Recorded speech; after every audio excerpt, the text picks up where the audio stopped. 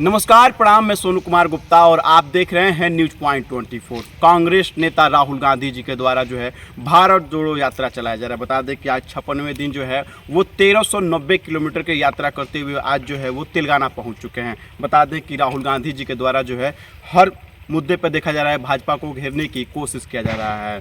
देखा जा रहा है या महंगाई हो या युवाओं की जो रोजगार है, हर मुद्दे पे जो है भाजपा को वो विफल साबित करने में लगे हुए हैं। इसी पे बातचीत करने के लिए हमारे साथ मौजूद हैं पूर्व छात्र संघ अध्यक्ष कांग्रेस नेता अनुराग जायसवाल जी। उन्हीं से हम जानने की कोशिश करते हैं कि क्या 2024 में जो ये भारत जोड़ो यात्रा चल रहा है उसका जो है असर दिखेगा या नहीं। बता दें कि यूपी में भी देखा गया कि प्रियंका गांधी के द्वारा जो है लगातार जो है काफ़ी संघर्ष किया गया, लेकिन उस तरह से जो है जिस तरह से जो उन्होंने मेहनत किया यूपी में आके, लगातार देखा गया दिन रात हो, चाहे वो बेटी बचाओ बेटियों पे हो या अत्याचार जो हो रहा था या युवाओं के साथ हमेशा वो खड़ी रही, उसके बावजूद भी जो है वोट जो है उनको जो भीड़ उनके साथ था वो वोट बैंक में कन्वर्ट नहीं हो पाया। तो इसी पे हम सीधे अनुराग जायसवाल जी से जानने की देर ना करते हुए मेरे साथ मौजूद हैं अनुराग जायसवाल जी। उन्हीं से हम जानने की कोशिश करते हैं। न्यूज पॉइंट 24 में आपका स्वागत है।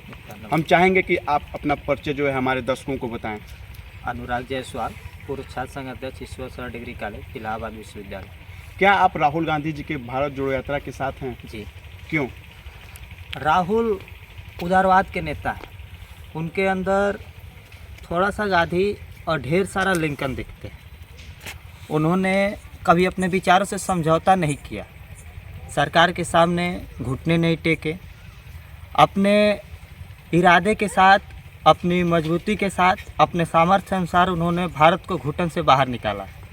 हमने पहली बार संपूर्ण भारत को राहुल के पक्ष में भावुकता से रोते हुए देखा है। क्या आपको राहुल गांधी में लिगन क्यों दिखता है? जब सारी उम्मीदें टूट चुकी हैं, व्यक्ति बिल्कुल अकेला हो चुका हो, देश नफरत, हिंसा और गुलामी की जंजीरों में जकड़ चुका हो, ऐसे वक्त में कोई शख्स अगर अपना सब कुछ समेटकर उस ताकत से लड़ने के लिए चल पड़े, जिस ताकत का समर्थन उस देश की सबसे मजबूत इकाई सीबीआई, ईडी जैसी संस्थाएं उस अराजकता का समर्थन कर रही हों, और उस वक्त एक व्यक्ति इन सारी ताकतों से लड़ने के लिए निकल पड़े, तो वह शख्स या तो लिंकन हो सकता है या फिर लिंकन का अनुयायी हो सकता है। क्या आपको लगता है कि कांग्रेस के जो कांग्रेस नेता है राहुल गांधी जी, उनके द्वारा जो है वोट बिटोर पाएंगे? यह भारत जोड़ो यात्रा वोट बिटोरने की यात्रा तो बिल्कुल नहीं। राहुल ने 2014 में कांग्रेस की कमान संभाली, 2014 का रिजल्ट विपरीत रहा, 2017 विधानसभा का रिजल्ट विपरीत रहा, 2019 चुनाव भी विपरीत रहा। फिर भी राहुल गांधी ने अपने विचारों पर अडिग रहते हुए कांग्रेस की बागडोर को अपने हाथों में रखा। राहुल जी से राष्ट्रीय अध्यक्ष बनने की बात की गई। राहुल जी ने स्पष्ट शब्दों में इस चीज़ को दरकिनार किया कि हम राष्ट्रीय अध्यक्ष नहीं बनेंगे। एक समय में राहुल जी प्रधानमंत्री पद के उम्मीदवार थे। आज उनसे जब कोई प्रधानमंत्री पद की बात करता है तो उस पद से भी अपने आप को किनारे करते हैं। फिर भी राहुल गांधी लगातार इस देश की व्यवस्था को खड़ा करने के लिए, नेहरू की विरासत को खड़ा करने के लिए, गांधी को बचाए रखने के लिए, समाज के सबसे शोषित वंचित व्यक्ति को सबसे अगली पंक्ति में खड़ा करने के लिए लगातार संघर्ष कर रहे हैं। आप वोट बैंक की बात कर रहे हैं, हम वोट की बिल्कुल भी बात नहीं करेंगे, लेकिन हम इसकी बात करेंगे कि अगर इस यात्रा से राहुल गांधी किसी एक व्यक्ति की भी मानसिकता बदल देते हैं, भारत जोड़ो यात्रा किसी एक व्यक्ति की मानसिकता पर भी अपना प्रभुत्व जमा पाती है, तो हम इस यात्रा को सफल मानेंगे। वो एक व्यक्ति चाहे स्वयं राहुल गांधी ही क्यों न। किस प्रकार की मानसिकता को राहुल गांधी बदलना चाहते हैं? हर जी समाचार खबरों से, फेक न्यूज़ से और मीडिया के दुरुपयोग से फैलाई गई मानसिकता। आज जिस मीडिया के डिबेट में इस बात की चर्चा होनी चाहिए थी कि हमारे पेपरों में क्या लिखा है, रिसर्च क्या बात कर रहा है, आज हमारी किताबों की जहाँ चर्चा होनी चाहिए थी वहाँ पे आज चर्चा गाली गलौज की होती है। आज मीडिया के समक्ष बड़े बड़े सीनियर नेता लोग बैठ के और जिस भाषा का प्रयोग करते हैं वो भाषा न तो गांधी के संदर्भ में जाती है, न तो आज़ाद के संदर्भ में जाती है, और न ही इस देश की व्यवस्था के संदर्भ में जाती है। आज जाति, लिंग, धर्म, भाषा से इस देश को पूरी तरह से घोर नफरत और हिंसा में तब्दील की जाने की कोशिश की जा रही है। राहुल गांधी जी की भारत जोड़ो यात्रा इसी मानसिकता को बदलने की यात्रा है। क्या आपको लग रहा है एक दिन ये सब कुछ बदलेगा? यह एक जटिल सवाल। और राहुल जी संघर्ष के अनुयायी है, वह समाज के अंतिम व्यक्ति के पक्षधर है। सब कुछ जब गांधी जी ने अफ्रीका से ट्रेनों से धक्के खाने के बाद से भारत की वापसी की थी, उस वक्त उन्होंने भी अपने अंतर्मन में ठान के वापसी की थी कि हम भारत से सब कुछ बदलेंगे। गोरे लोगों का कब्जा था, अंग्रेज़ों का कब्जा था, और उस अंग्रेजी सियासत से मुक्ति पाने के लिए गांधी जी ने संघर्ष किया था। आज राहुल जी भी संघर्ष कर रहे हैं। सविनय अवज्ञा आंदोलन गांधी जी की एक महत्वपूर्ण यात्रा थी, जिसमें सबसे अनुमति ली गई थी, लेकिन गांधी जी चले अकेले थे। और जब वह यात्रा की शुरुआत किए तो एक वक्त में पूरा भारत गांधी जी के साथ। आज राहुल जी कन्याकुमारी से अपनी यात्रा की शुरुआत किए, विवेकानंद जी को चरण स्पर्श किए, और अपनी यात्रा की शुरुआत के साथ ही आप लगातार देख रहे हैं राहुल जी के साथ लाखों की भीड़ चल रही है। कहीं कहीं ऐसी स्थिति आ जा रही है जहां भीड़ को रोकना मुश्किल हो जा रहा है, लेकिन आप उस यात्रा की पराकाष्ठा देखिए, अनुशासन और लगाव देखिए। कल की ही बात है, कल के यात्रा में राहुल जी, कुछ बच्चे थे, बच्चों के साथ राहुल जी 2 मिनट बात करते हैं और अचानक से बोलते हैं मेरे साथ रेस लगाओगे, और लाखों की भीड़ है, लाखों की संख्या साथ में है, और उस भीड़ में राहुल जी दौड़ पड़ते हैं। और रास्ते में यह अपने आप में ताज्जुब की बात है कि एक साथ लाखों लोग नॉर्मल स्पीड से चल रहे हैं और वो अचानक से दौड़ की स्पीड में आ जाते हैं, लेकिन न तो किसी को चोट लगी, न तो कोई घायल हुआ। यह अनुशासन है। सब कुछ बदलेगा यह हम नहीं कह सकते, सब कुछ नहीं बदलेगा यह भी हम नहीं कह सकते, लेकिन हम इतना ज़रूर कह सकते हैं कि राहुल जी की यह अग्नि परीक्षा है। राहुल जी एक आदर्श यात्री के रूप में भारत के सड़कों पर लिंकन को कितने दिन तक खड़ा रख पाते हैं, गांधी जी की विचारधारा को कितना जिंदा रख पाते हैं, यह उनकी तपस्या है, यह उनकी अग्नि परीक्षा है। भाजपा वाले ये आरोप लगाते हैं कि कांग्रेस के नेताओं में जो है अनुशासन नाम की जो है अनुशासन नाम की कोई चीज़ ही नहीं है, और आप कह रहे हैं कि कांग्रेस नेताओं में जो है अनुशासन। एक हमारे यहाँ किस्सा है कि सूप हंसे तो हंसे, चलनियों हंसे जे में 72 छेद। भाजपा वाले अनुशासन की बात करते हैं। अभी कुछ ही दिन पहले उत्तर प्रदेश सरकार में मंत्री जी अपना बयान दे रहे हैं और मुख्यमंत्री जी अपना बयान दे रहे हैं। एक ही मुद्दे पर ये लोग खुद ही स्पष्ट नहीं है कि क्या बोलना है।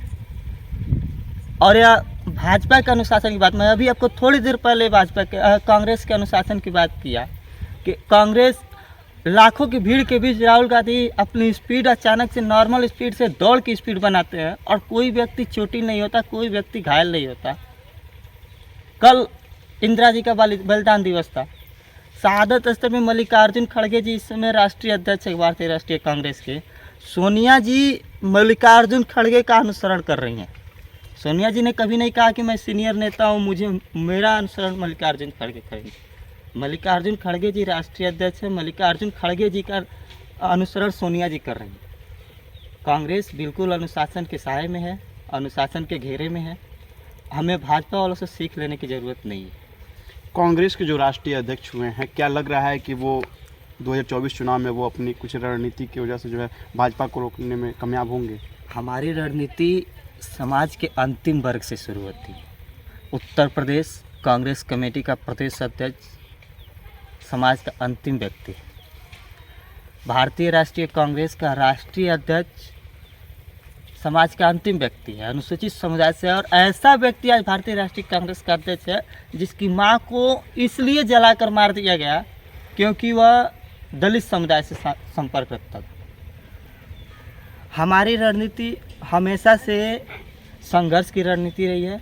मल्लिकार्जुन खड़गे जी भी संघर्ष की बात करते हैं, सोनिया जी भी संघर्ष की बात कर रही थी। हम लगातार अपने मुद्दे पर अडिग रह के 2024 जीतने भी जा रहे हैं, चुनाव भी जीतने जा रहे हैं और जनता के दिलों को भी जीतने जा रहे हैं। भाजपा भी ये दावा कर रहे हैं कि इस बार जो है हम सरकार जो है प्रचंड बहुमत की बनाएंगे। प्रचंड बहुमत भाजपा के साए में 2014 से आई और भाजपा 2024 में भी सरकार बनाएगी, इस बात को लेके वह आश्वस्त हो सकती है, लेकिन प्रदेश की जनता आश्वस्त नहीं है, देश की जनता आश्वस्त नहीं है। आदरणीय मुख्यमंत्री जी 2022 चुनाव में इस बात की गणना कर रहे थे कि हम 2017 से ज़्यादा बहुमत लाने जा रहे हैं। जनता ने उनको पीछे किया। 2024 चुनाव में ये लोग पीछे जा रहे हैं और जनता इनकी बातों को पूरी तरह से समझ चुकी है। रोजगार का मुद्दा हो, महंगाई का मुद्दा हो, देश की मूलभूत सुविधाओं का मुद्दा हो, हर चीज़ पर अब ये लोग नंगे होते जा रहे हैं। जनता की बातों को समझते जा रहे हैं। गोरखपुर के सांसद हैं रवि किशन शुक्ला जी, उनका एक बयान आया था, सोशल मीडिया पे काफ़ी वायरल भी है। उन्होंने कहा कि जो आज़ादी मिला 2014 के बाद मिला। समस्या रवि किशन शुक्ला की नहीं, समस्या ये है कि वह योगी जी के अनुयायी है।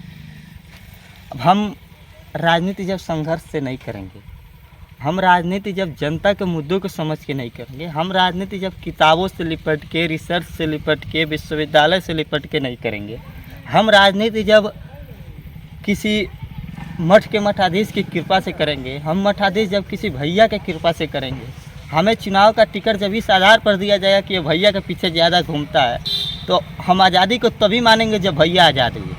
और असल बात यह है कि योगी आदित्यनाथ जी खुद 2014 में आज़ाद हुए हैं और उनके अनुयायी यही मानते हैं कि 2014 में ही आज़ादी मिली।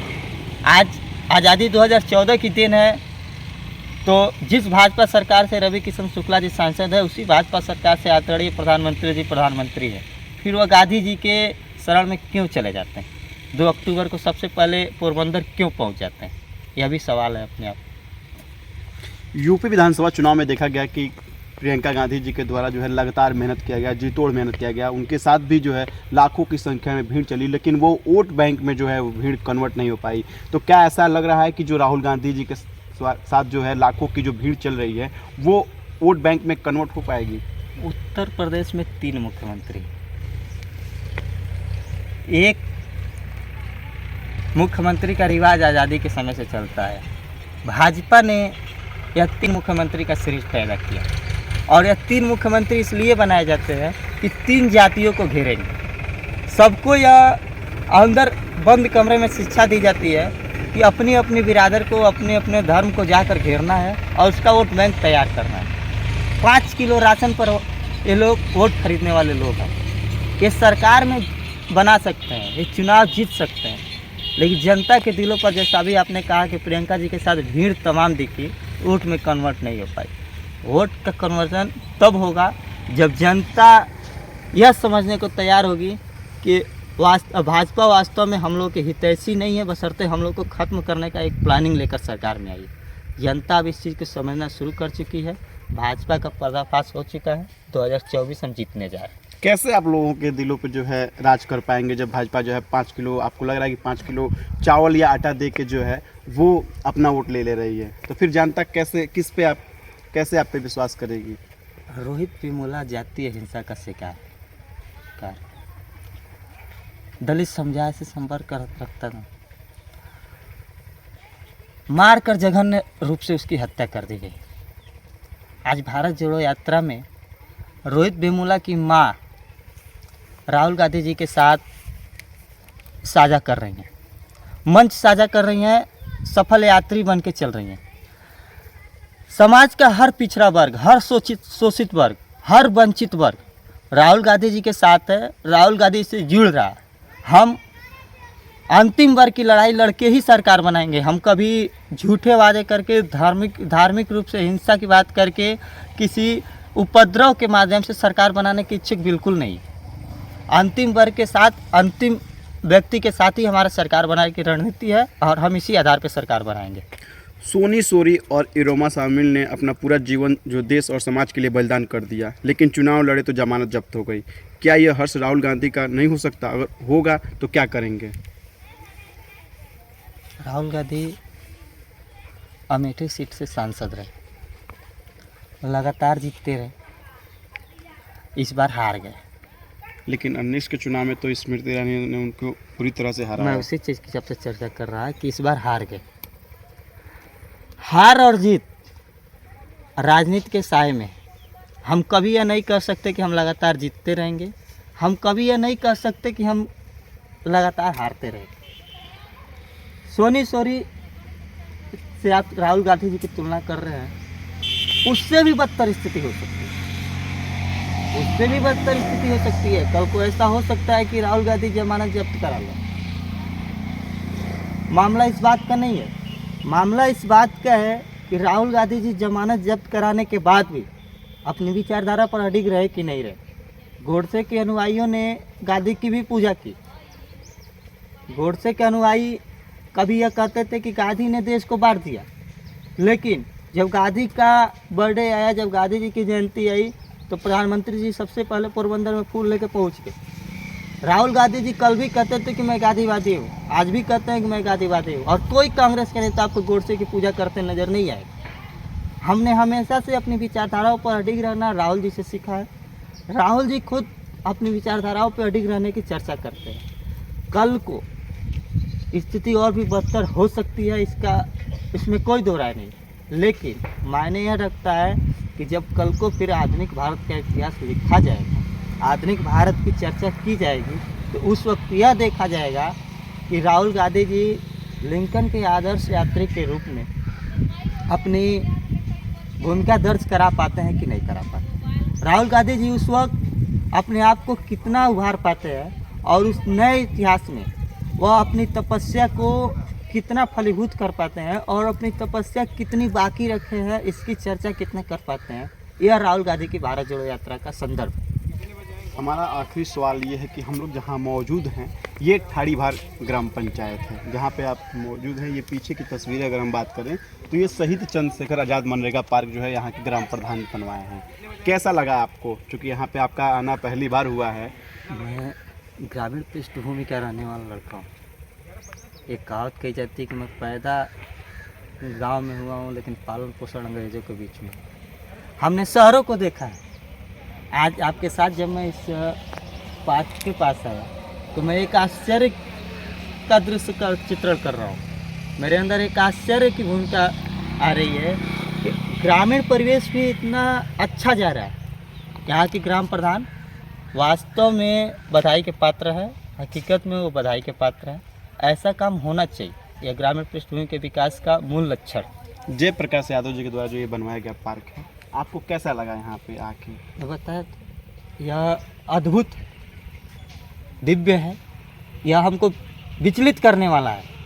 ग्रामवासियों का भी शुक्रिया है कि उन्होंने ऐसे अच्छे और नई तकनीक की सोच वाले प्रधान का चयन किया, और प्रधान भी बधाई के पात्र हैं कि उन्होंने ग्रामीण पृष्ठभूमि में शहरी व्यवस्था को उतारने का काम किया। दोनों लोग बधाई के पात्र हैं, दोनों लोग का धन्यवाद। जैसा कि आपने देखा कि पूर्व छात्र संघ अध्यक्ष कांग्रेस नेता अनुराग जायसवाल जी से जानने की हमने कोशिश किया, तो उन्होंने कहा कि जो राहुल गांधी जी के नेतृत्व में जो भारत जोड़ो यात्रा चल रही है वो सफल होगा और आने वाले समय 2024 में जो है कांग्रेस प्रचंड बहुमत की सरकार बनाने जा रही है।